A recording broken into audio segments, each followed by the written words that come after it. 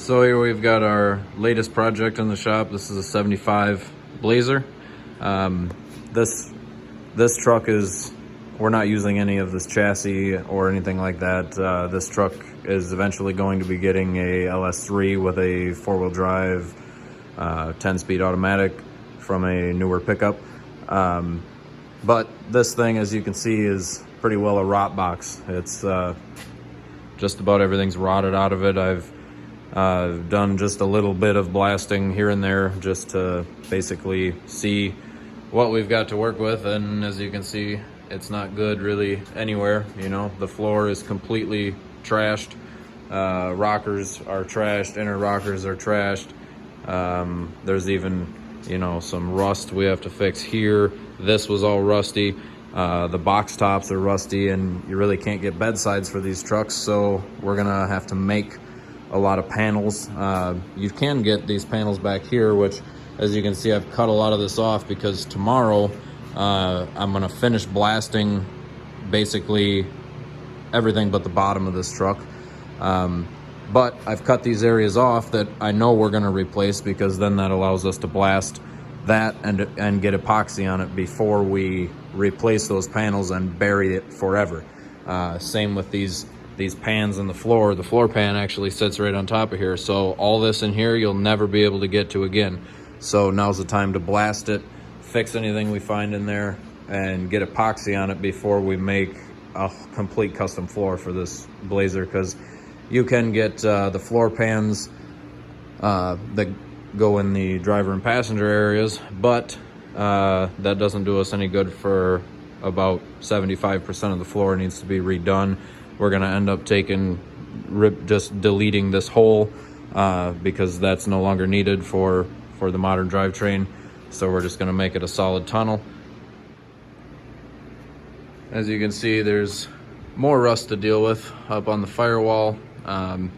This truck's gonna be getting vintage air and stuff like that, so eventually we will be possibly deleting some of these holes, maybe filling some things in. I'm not really 100% sure what the plan is there yet, but either way, all that rust has got to get fixed, and they don't make any of these panels, so we're gonna have to make them all. Here on this side, I haven't cut this off yet, but you can see kind of what we're dealing with. This is what, as soon as we pulled this topper off, you can imagine what happened is in between that seal on that topper, water sat here. This vehicle probably sat outside in a field somewhere or something for quite some time, and it just rusted it all out. This section was a little bit rusty, but the main problem with this section was that it was hit right here in this direction. So we're gonna have to do some fabricating around the taillight opening. As you can see, this one's very jaggedy, and that we're gonna have to straighten that. There's a big dent here, we're gonna have to straighten that out. We have to basically refit the taillight and make sure that our panels that we make fit here. We have a panel for down here, but we really don't have anything for this area and this taillight opening. So there's gonna be a lot of fitting, trial and error type fitting in that region.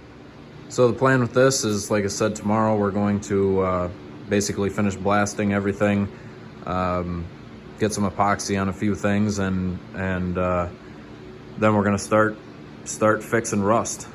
You know, just a little bit of everything and peck away at it, and we'll see what happens here. But we're not really, I'll say, building this truck. This truck is being built by K5 Squared. So basically what I'm doing is metal work, where we're gonna strip everything on the firewall, basically everything that we can blast with this on a rolling chassis, and then we're gonna fix anything we find there and get the inside, the outside, basically everything but the bottom into epoxy, and the metal work done, get it into epoxy, and then we're gonna put it on the rotisserie, and then at that point we'll blast the bottom and fix anything that we find down there, and get that in epoxy. And then this truck is gonna go back to K5 Squared to get set on a newer chassis. And once that happens, then it's going to come back to us. We're going to do gaps, panel to panel fitment, bodywork, paint, and then it'll go back there for final assembly.